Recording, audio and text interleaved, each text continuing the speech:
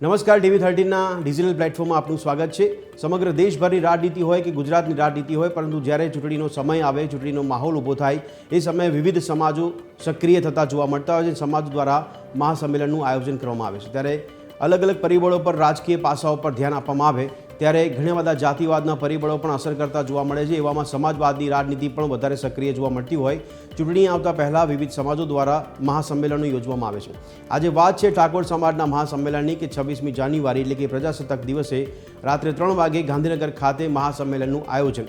સવાલ ઘણા બધા થઈ રહ્યા છે કે માત્ર ઠાકોર સમાજ નહીં, પરંતુ ઉત્તર ગુજરાત રવારી સમાજનું પણ મહાસંમેલન યોજાયું અને બગદાણા વિવાદ બાદ હવે કોળી સમાજ પણ સૌરાષ્ટ્રમાં સંમેલનના માર્ગે છે।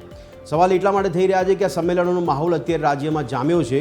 એવામાં સમાજ દ્વારા, વિવિધ સમાજો દ્વારા મહાસંમેલન કરીને શું સાબિત કરવામાં આવી રહ્યું છે કે શું સમાજની વિચારધારા બદલવાનો પ્રયાસ, સમાજમાંથી બદીઓ દૂર કરવાનો પ્રયાસ છે કે સમાજના નામે શક્તિ પ્રદર્શન કરીને માત્ર રાજકીય રોટલા શેકવાનો પ્રયત્ન કરવામાં આવે છે।